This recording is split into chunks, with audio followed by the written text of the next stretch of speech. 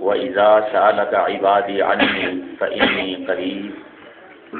أُجِيبُ دَعْوَةَ الدَّاعِ إِذَا دَعَانِ فَلْيَسْتَجِيبُوا لِي وَلْيُؤْمِنُوا بِي لَعَلَّهُمْ يَرْشُدُونَ صدق اللہ العلی العظیم۔ حمد و ثنا کے بعد نہایت ہی واجب الاحترام قبلہ الحاج و فقیر محمد ابراہیم صاحب دامت برکاتہم العالیہ، جناب سید ذاکر حسین صاحب، مقتدر علماء کرام، سامعین ذوی الاحترام، یقیناً اب وقت کا مکمل خاتمہ ہو گیا ہے اور میرے بعد قبلہ نے بھی خطاب فرمانا ہے، تو ضرور کچھ لمحے ان کے لیے ہمیں وقف کرنے ہوں گے۔ میں نہ چاہتے ہوئے بھی میرے بھائی عزیزم حافظ ذاکر علی صاحب کے لیے اوقات دل و نگاہ سے انہیں دینا پڑا اور خیر حاصل گفتگو ان کی ہو گئی ہے۔ صرف حاضری ڈالنا مقصود ہے اور آپ سے زیادہ وقت لیے بغیر اجازت چاہوں گا۔ اولین جو ہماری ذمہ داری آج کے اس پروگرام کے حوالے سے یہی ہے کہ آج سے 3 دن قبل عالمی سیاحت کا دن دنیا میں منایا گیا اور آج ہم عالمی سیاحان عالم معرفت کے دن منعقد کر رہے ہیں، اور کتنی اہم بات تھی کہ قبلہ شاہ صاحب نے فرمایا بالائی اور دامن گوہ کے اعتکاف کے مراحل میں سے 18واں مرحلہ تھا، اور اس 18ویں مرحلے میں 17 مجاہدین حق نے، اہل ریاضت و مجاہدہ نے مکمل طور پر 3 مہینوں کے لیے اپنے آپ کو خدا کی اہلیت میں رکھا، قرب خداوندی میں اپنے آپ کو پیش کیا، اور ان قربتوں سے جو نعمتیں انہیں ملی اس فیض کو ہم تک پہنچانے کے لیے آج جسم چل کر نہیں آیا، بلکہ ہر شخص کی روح مچل مچل کر اس ہنڈی کی مسجد کی طرف رواں دواں ہوتی ہوئی آئی ہیں۔ اور یہ روحانی پروگرام اگر اس وقت بھی کامیاب نظر آ رہا ہے تو اس کی اصل وجہ یہی ہے کہ وہ بندگان خدا جنہوں نے اپنی خودی کو مٹا کر خدا تک رسائی کے لیے 3 مہینے خدا کی قربت میں گزارنے کی کوشش کی، اور وہاں پر ہم یقین سے کہہ سکتے ہیں کبھی لا الہ الا اللہ کا ورد ہوا ہوگا تو کہیں ضرب و طواف کی ایک روحانی کیفیت آئی ہوگی، اور کہیں ذکر صفی و جلی کے مختلف نظارے ہو گئے ہوں گے، بلکہ بعض دوستوں کا تو یہ بھی کہنا تھا کہ 21 ستمبر کے بعد یہ جو 1 ہفتہ اس بالائی منزل پہ اہل اعتکاف کا اس طرح گزرا جس طرح جولائی اور اگست میں پچھلے دنوں اور مہینوں میں اعتکاف کے دن گزر جاتے تھے۔ وہاں پر ایک روحانی حرارت تھی اور اصلی اور باطنی معنویت تھی۔ یہ باطنی اور روحانی معنویت دراصل اس اعتکاف کا کارنامہ اور اس کا معجزہ ہے جو اللہ رب العزت نے اس صدی میں اور اس 21ویں صدی میں یہ عظیم المرتبت شخصیت، یہ راہ سالک کا دائی قبلہ کی صحبت و معیت میں پورے جہان کے لیے اور کل کائنات کے لیے یہ ایک احسان ہے کہ اس دنیا کا سب سے منفرد اور سب سے ممتاز اعتکاف کا پروگرام اس پاکستان کے شمال کے ان پہاڑوں میں اس طرح منعقد ہو رہا ہے کہ کسی انسان کے پاس اگر اس کا تذکرہ کیا جائے تو وہاں عقل ماننے سے منکر رہتی ہے، کسی دانشور کے سامنے اگر یہ بات پیش کی جائے تو اس کی دانش وہاں مان پڑ جاتی ہے، کسی دماغ کے سامنے اگر اس واقعے کو بیان کیا جاتا ہے تو وہاں عقل دم رہ جاتی ہے۔ الغرض یہ کرشماتی، یہ ماؤ فوقل فطرتی ایک امر کے طور پر دنیا کے سامنے نمایاں ہوتا نظر آ رہا ہے۔ اب ہماری ضرورت اس امر کی ہے۔ خدا خود پکار رہا ہے، اے میرے بندگان خدا، تم میں سے کسی کی تڑپ، کسی کا طلب، کسی کے اندر کوئی جستجو، کوئی تلاش ایسی پیدا ہو جاتی ہے کہ اے اللہ کے رسول، تیری در پر تیری بارگاہ میں اگر کوئی آ کر آپ سے پوچھتا ہے کہ وَإِذَا سَأَلَكَ عِبَادِي، میرے بندوں میں سے اگر کوئی آپ کے در پہ آ کر سوالی بن جاتا ہے کہ میرا ان سے قرب کہاں ہوگا، تو فرما دیجئے کہ میرے بندگان خدا جنہوں نے میری تلاش میں نکل گئے ہیں، پہاڑوں میں نکل گئے ہیں، مسجدوں میں نکل گئے ہیں، جلوتوں کی بجائے خلوتوں میں چلے گئے ہیں، دنیا میں نمایاں رہنے کے بجائے اپنے آپ کو گم کر دیے ہیں، رات کی تاریکیوں میں خدا کو ڈھونڈنے کی کوشش کر رہے ہیں، اللہ نے فرمایا کہ اذا سألک عبادی، اے اللہ کے رسول، جب تیری بارگاہ میں آ کر کوئی سائل سوال کرے میرے بندوں میں سے کوئی بندہ کہ میں اس کے لیے کہاں مل سکتا ہوں، میں اس کے لیے کہاں مل سکتا ہوں، میرے بارے میں اگر کوئی سوال کرتا ہے، عبادی انی فانی قریب، اللہ نے فرمایا کہ میرے محبوب ان میرے بندگان خدا سے جن کے دلوں کے اندر اللہ کی تڑپ اور طلب پیدا ہو گیا، ان سے بتا دیجئے کہ میرے بندوں میں تم سے کبھی ایک لمحے کے لیے دور نہیں ہوں، میں تیرا قریب ہوں، بس تمہیں میری قربت ان لوگوں کے ساتھ مل کے ان لوگوں کی صحبت میں بیٹھنے سے نصیب ہوگی میری قربت کہ جن لوگوں کے ساتھ میری معیت ان لوگوں نے انتخاب کیا۔ اللہ کے رسول صلی اللہ علیہ وسلم نے فرمایا کہ من سر رہا ان یجلس مع اللہ، اگر کوئی یہ چاہتا ہے کہ میں اپنی مجلس، اپنا جلسہ، اپنا پروگرام، اپنی نشست خدا کے ساتھ کروں، اللہ کو حاضر و ناظر رکھ کے اپنا پروگرام بناؤں، اللہ کے وجود کو جو ہے اس محفل میں رکھ لوں، حضور پاک صلی اللہ علیہ وسلم نے فرمایا کسی کی اگر یہ خواہش ہے کہ وہ بندہ اللہ کی صحبت میں رہے،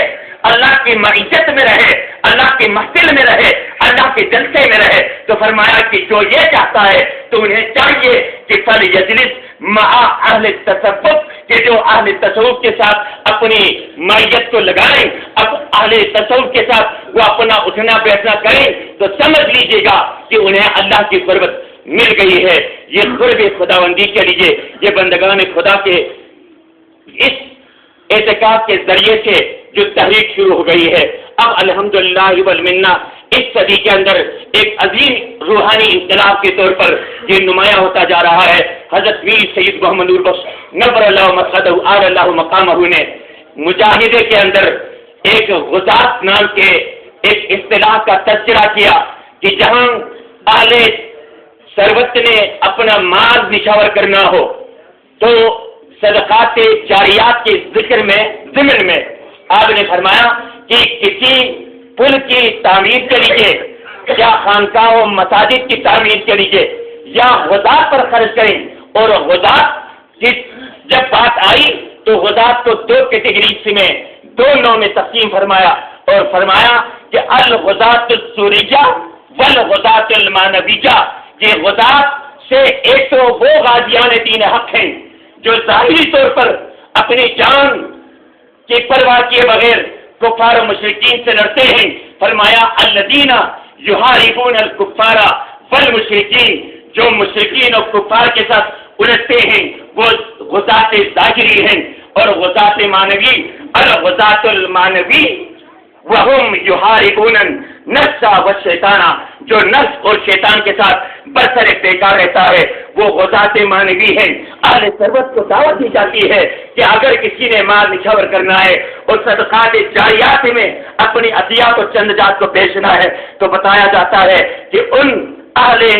غزوات کے ان مانوی ہستیوں کی طرف اپنے مال کو وقف کر دیں جن کا کام صرف اور صرف یہی ہے، وہ الجھتے ہیں، وہ لڑتے ہیں، وہ نبت اسما ہوتے ہیں، ان کا جنگ و جدل اگر رہتا ہے، وہ اگر کوئی مجادلہ کرتا ہے تو صرف اور صرف نفس کے ساتھ اور صرف شیطان کے ساتھ، جو ہمارا وقت شیطان اور نفس کے ساتھ نبت اسما ہو کر برسر پیکار رہتے ہیں، ان کو غزات مانویہ کہا۔ اور یہ مانوی تحریک اب الحمدللہ والمنہ نوجوانوں کے اندر رچ بس گئی ہے، اور بہت تیزی کے ساتھ قدرت کے انمول فیوز و برکات کے ساتھ یہ تحریک آگے بڑھ رہی ہے۔ اور 18 سال یقیناً ان اعتکاف کے مجلسوں کو، اور اگر ہم ابھی قبلہ کی گفتگو سنیں گے تو ہمیں پتہ چل جائے گا کہ آپ نے اس تحریک کا آغاز کب کیا اور اب یہ الحمدللہ کس مرحلے میں ہے۔ یقیناً ہم سب اس حوالے سے قابل مبارکباد ہیں کہ ہمارے اندر ایک ایسی ہستی موجود ہے، ایک ایسا عمل موجود ہے جو پوری دنیا کے لیے قابل قبول ہے، پوری نوع انسانیت کے لیے قابل قبول ہے، اور دنیا کے اندر جو بھی طبقہ ہے زندگی سے تعلق رکھنے والے لوگ اس کائنات کے اندر بستے ہیں، تمام اس امر پہ معترف ہے کہ آج اس خودکشی کے زمانے میں، خودکش بمبنگ کے اس دور میں، دہشت گردی کہ اس زمانے کے اندر اگر کوئی دہشت گردی سے بچانے کا راستہ ہے تو خودکشی ہے، اپنی خودی کو خود سنبھالنا ہے، اپنی ذات پر خود لگام دینا ہے، اپنے نفس کے ساتھ برسر بیکار رکھنا ہے۔ یہ عادتیں، یہ اعتبار، یہ خصائص، یہ صفتیں جہاں پر بھی موجود ہوں گے، وہ لوگ اس کائنات کے اندر اس وقت قبولیت عامہ کے قابل ہو گئے ہیں، اور الحمدللہ والمنہ ہماری تعلیمات جو میر شیخ محمد نور بخش نبر اللہ مرقد اعلی مقامہ نے ابین شریعت المحمدیہ میں محمد مصطفیٰ صلی اللہ علیہ وسلم کی شریعت کو اسی طرف پہ اور اسی دور کے عین مطابق بدعت کا موقع وہ جو بیان کر رہا ہوں، آج پوری دنیا اس پیاس میں لگی ہوئی ہے، اس تشنگی میں پڑی ہوئی ہے کہ انہیں ایک ایسا پلیٹ فارم چاہیے جو وسعت نظری کے ساتھ، وسیع المشربی کے ساتھ، مجاہدات کے ساتھ، ریاضات کے ساتھ، چلت کشی کے ساتھ، اعتکاف نشینی کے ساتھ دنیا کی اصلاح والعرض سے اپنے آپ کو ماورا رکھ کر دنیا کے ایک کونے میں جا کر اپنی ذات پر خودکش بمبنگ کے بجائے اپنی ذات میں موجود اس شیطان کے دست نبت ازما ہو کے خودکشی کے عمل کو اپنانے کی یہ جو صحبتیں ہمیں ملی ہیں، اس صحبت کی قدر کیجیے، اس کی قیمت لگائیے، اور یہ جو تعلیمات، یہ جو پیغامات جو ہمارے اندر منتقل ہو رہی ہیں اس کا احساس کیجیے، اس کو پھیلائیں، معمولات اور منہیات کے اندر فرق کرنا سیکھیں، حق اور باطل کے درمیان امتیاز کرنا سیکھیں، دن اور رات میں جو امتیازات ہیں اس کو پہچان لیں، حق اور باطل کے معرکات کا خیال رکھیں، حق اور باطل کے اندر کبھی بھی ضرورت پڑتی ہے تو اپنے آپ کو تیار رکھیں، اور دنیا کے اندر منکر اور معروف کو نہ ملائیں، منکر کو منکر سمجھیں، معروف کو معروف سمجھیں۔ اگر یہ نیکیاں ہمارے اندر آتی ہیں تو یہ اعتکاف کا فلسفہ بھی یہی ہے، چلہ کشی کا پیغام بھی یہی ہے، اور رہبر کا جو ہمیں عمومی طور پر ہمیں یہ بتائے جاتے ہیں ایک ہی مشن ہے، ایک ہی نسل العین ہے، وہ فقط یہی ہے کہ بندگان خدا جو خدا سے دوری پر ہے اس کو غربت خداوندی میں ڈال کر انہیں بندگی کا طریقہ سکھایا جائے۔ بس یہی بندگی اب دیر رقیق اگر ہیں تو اپنی معذور بن لیجیے اور اپنے آگے سے اپنے آپ کو نکال لیجیے، خدا کے بطور بندے مت بنے بلکہ اپنے آپ کو اپنے معذور نکالیے، اور جب بندہ اپنے معذور بن جاتا ہے تو ہاتھ ہے اللہ کا، بندہ مومن کا ہاتھ، کار آفرین، کار خوشا، کار ساتھ، ساری مشکلات کے حل اس عبد معذور کے ہاتھ میں آ جاتا ہے۔ اور یہ اب اللہ کا بندہ ہو جانا اتنا پیارا جملہ ہے کہ محمد مصطفیٰ صلی اللہ علیہ وآلہ وسلم کو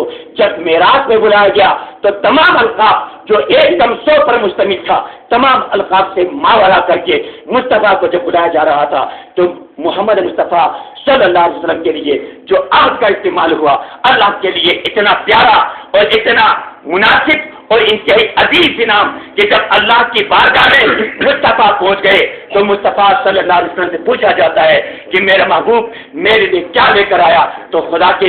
بارگاہ الوہیت میں مصطفیٰ عرض گزار ہوتا ہے، اے اللہ کے اے رب العزت، میں نے تیری بارگاہ میں اپنے آپ کو بندہ بنا کر اپنی عبدیت تیری بارگاہ ہے الوہیت میں پیش کر رہا ہوں، عبد دیگر عبد روح چیزیں دیگر ما سراپا انتظار او منتظر۔ جو اللہ کا بندہ ہوتا ہے اللہ اس کے انتظار میں رہتے ہیں۔ لہذا عالمی سیاحت کے اس موقع پر جو مجاہدین ریاضت اور سیاحان عالم معرفت نے اس کائنات کو کہ فرائض مخلوق کو ضرور دیکھا ہوگا، کشف و وجدان کو ضرور دیکھا ہوگا، عالم افلاک کا نظارہ کیا ہوگا، عالم جبروت کی سیر کی ہوگی، عالم ملکوت کا نظارہ کیا ہوگا، اور عالم لاہوت میں پرواز کر گئے ہوں گے۔ اس کی ابتدا جہاں واحدر ہیں تو اس قافلے کے آخری انتہا جناب حاجی صابری ہے، ثابتہ ہے۔ لہذا ان تمام صوفیہ کرام کی مرہون منت ہیں کہ جنہوں نے آج یہ محفل ہمیں سجانے کا موقع دیا۔ ہماری دعا ہوگی کہ رب ذوالجلال یہ جو صوفیہ کرام جنہوں نے 6 ماہی پروگرام کے لیے اپنے آپ کو وقف دیا، اور اس ضمن میں بہت سارے معتکفین، بہت سارے صوفیہ کرام، بہت سارے مشائخ غزار نے اس فیض سے اپنے آپ کو فیضیاب کرا کر مخلوق کی خدا کے لیے افادے کا اور استفادے کا انہوں نے جو عہد کیا ہے، اللہ تبارک و تعالیٰ ہمیں بھی ان تمام احباب سے اور ان تمام صحابہ کرام سے مستفید ہونے کی توفیق عطا فرما۔ ہماری بدقسمتی تھی اور ہم اس پروگرام میں آخری مرحلے میں بھی شامل نہیں ہو سکے، اس طرح میرے بہت سارے دوستوں کے اشتیاق اور ان کے شوق یقیناً پورے نہیں ہو پائے۔ اللہ رب العزت کی بارگاہ میں ہم یہ دعا کر رہے ہیں، رب ذوالجلال آئندہ جب یہ لمحات جب دوبارہ واپس آئیں گی تو رب ذوالجلال ہمیں ان پروگراموں میں اپنی حاضری کو یقینی بنانے کی ہمیں توفیق عطا فرمائے۔ جناب قبلہ وافقیر دامت برکاتہم العالیہ کی یہ سرپرستی اور سالکان راہ خدا کی رہنمائی اور رہبریت کا یہ جو علم آپ نے اٹھایا ہے، اس کو ہمیشہ ہمیشہ کے لیے ہمارے سروں پر قائم و دائم رکھ۔ پروردگارہ نوجوانوں کے اندر جو تحریک پیدا ہو گئی ہے، جو شعور بیدار ہو گیا ہے، جو آگاہی آ گئی ہے، اس آگاہی اور شعور کو تعدیل قائم رکھنے کی توفیق عطا فرما۔